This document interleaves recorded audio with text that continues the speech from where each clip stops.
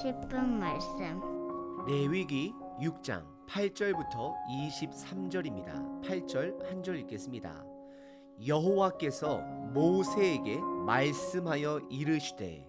오늘 본문 레위기 6장 8절서부터는 레위기의 5가지 추가 규정을 다루고 있습니다. 이 추가 규정은 제사장의 관점에서 추가한 규정이라 보시면 됩니다. 즉 제사를 집도하는 인도하는 자의 입장에서 바라본 5가지 제사의 추가 규정을 적어 주신 것입니다. 1장서부터 5장까지는 예배자, 즉 제사를 드리러 온 자들의 입장에서 기록한 제사법이라면 오늘 본문서부터 7장까지는 5가지 규정의 제사를 집도하는 제사장의 입장에서 기록한 추가 규정이 되는 것입니다. 그러다 보니 더욱더 거룩이라는 부분을 강조하십니다. 제사를 집도하는 자들이 거룩해야 함을 강조하십니다. 여러분들 스스로가 정의 내리는 거룩함은 무엇인가요? 오늘 본문을 통해 그동안 수없이 들어왔던 거룩의 정의를 레위기를 통해 다시 한번 스스로 점검해 보시길 바랍니다. 오늘 본문은 크게 2가지 추가 규정을 말하고 있습니다. 첫 번째는 번제의 추가 규정, 두 번째는 소제의 추가 규정입니다. 첫 번째 부분은 8절서부터 13절까지 번제의 추가 규정을 말하고 있습니다. 그리고 제사장이 반드시 알아야 하는 추가 규정을 강조합니다. 번제를 드릴 때 제사장의 역할은 피를 뿌리고 그리고 희생제물을 최선을 다해 번제단에서 태우는 것입니다. 그러다 보니 3가지 추가 규정을 다룹니다. 첫 번째는 번제단의 불을 관리하는 법, 두 번째는 제사장의 의복, 세 번째는 번제단의 청소입니다. 첫 번째, 번제단의 불은 절대 꺼지면 안 될 것을 3번을 강조합니다.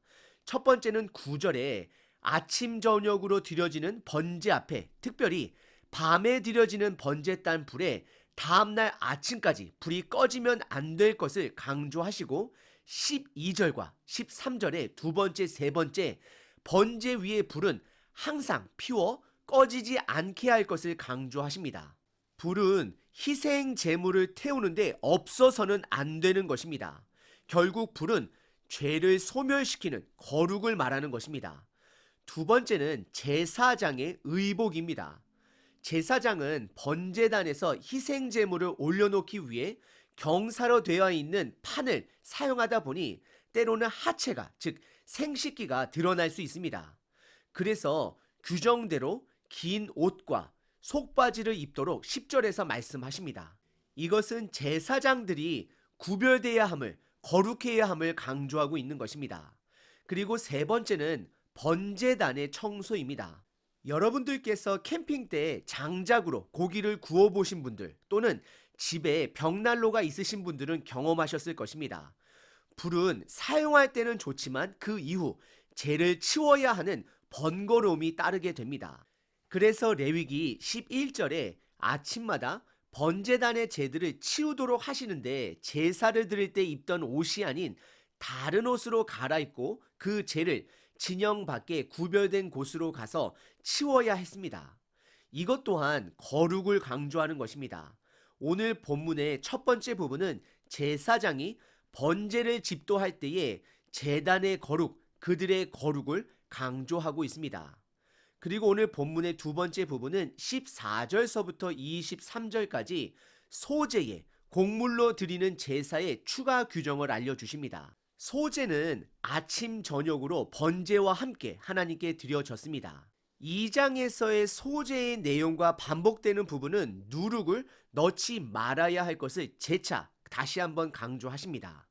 그리고 추가적인 사항은 제사장은 한 웅큼을 번제단에 태워드리고 평민이 가져온 소제는 제사장이 거룩한 곳, 즉 성막들 안에 특정한 위치에서 제사장들이 먹을 수 있도록 말씀하십니다. 이것 또한 거룩을 강조하는 것입니다. 그리고 18절에 제사장이 소제를 먹게 되는데 이를 만지는 자들마다 거룩하리라 라고 말을 하는데 이것은 먹게 되면 거룩하게 된다는 것이 아니라 먹기 위해 거룩해야 함을 강조하는 것입니다. 그리고 19절서부터 23절까지는 제사장을 세우기 위해 드려지는 소제일 경우에는 그 소제는 온전히 태워야 하고 그 소제는 제사장이 먹지 말 것을 말씀하십니다. 오늘 본문의 두 번째 부분은 소제의 추가 규정을 제사장의 입장에서 추가적으로 다루고 있습니다. 그 내용은 누룩은 절대 넣지 말도록 다시 한번 강조하시고, 평민이 드린 소제 같은 경우는 제사장이 먹을 수 있지만 반드시 거룩한 곳에서 뜰 안에서 먹을 수 있고, 제사장을 위해 드려지는 소제는 온전히 다 태워야 하고 먹지 못함을 강조하시며 그들의 온전한 헌신, 온전한 거룩을 강조하고 있습니다. 오늘 본문에서 다룬 번제와 소제의 추가 규정은 거룩해야 함에 집중하고 있습니다. 여러분들 스스로가 거룩의 정의를 말로 말을 해봐야 합니다. 적어 보셔야 합니다. 안 그러면 계속해서 거룩을 들을 때마다 확실하지 않을 수 있습니다. 거룩은 하나님의 속성입니다. 인간은 죄로 오염됐기 때문에 그 거룩에 하나님께 가까이 갈 수 없습니다. 그래서 하나님은 레위기를 통해 우리가 이스라엘 백성이 하나님께 나아갈 수 있는 제사법을 알려주시고 있습니다. 그것이 바로 5가지 제사법입니다. 이것은 하나님의 은혜입니다. 거룩은 착해지는 것이 아닙니다. 착하다라는 것은 인간의 기준입니다. 하나님은 하나님의 기준인 거룩의 기준을 두고 있습니다. 성전과 제사법을 통해 거룩하신 하나님과 동행할 수 있게 된 것입니다. 그들은 성전을 통해 인도함을 받고 보호를 받고 생명을 얻습니다. 거룩은 생명과 죽음을 동시에 지녔습니다. 하지만 하나님은 생명을 주시기 위해 은혜를 허락해 주십니다. 모세가 바로 그 은혜를 입은 자입니다. 모세는 하나님과 대면한 자입니다. 이스라엘 백성은 모세를 통해 기록된 레위기를 통해 그 은혜를 함께 누리는 자들이 되는 것입니다. 예수님이 바로 온전한 성막이 되어 주시는 것입니다. 예수님을 통해 그 은혜를 온전히 저와 여러분들이 누리게 되는 것입니다. 예수님을 통해 죽음이 아닌 생명을 얻을 수 있게 된 것입니다. 왜냐하면 거룩의 죽음 부분을 예수님께서 혼자 스스로 담당하셨기 때문입니다. 그래서 이제는 누구든지 예수님께 오는 자, 온전한 성막에 들어오는 자는 죽음이 아닌 생명을 얻게 되는 것입니다. 생명은 거룩의 열매입니다. 내가 생명을 얻게 되면 내 안에 거룩한 삶이 사라지게 되는 것입니다. 거룩한 삶이란 하나님을 사랑하는 것입니다. 더 이상 죄를 안 지으려고 노력하는 삶보다는 하나님을 사랑하기 때문에 하나님을 위해 사랑하는 삶이 바로 거룩한 삶이 되는 것입니다. 내가 하나님을 사랑하는 만큼 거룩해질 수 있습니다. 반대로 말하자면 내가 하나님을 사랑하지 않으면 거룩한 삶을 살지 못하는 것입니다. 하나님을 사랑하지 않고 거룩을 지키려고 하는 자들이 바로 종교 생활을 하는 자들입니다. 성경은 종교 생활을 말하고 있지 않습니다.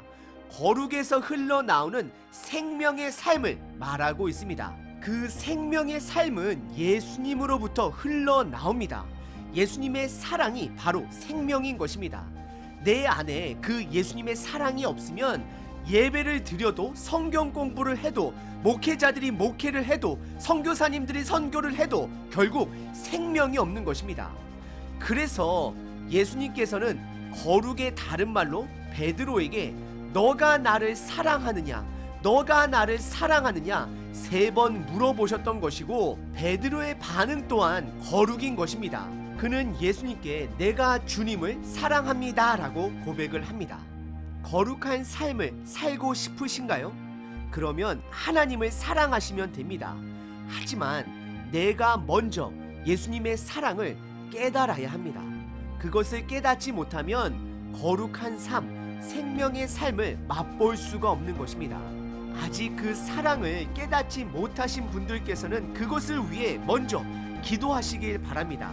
오늘 하루 하나님을 더욱더 사랑하심으로 더 거룩한 삶을 살아내시는 하루 되시길 기도합니다.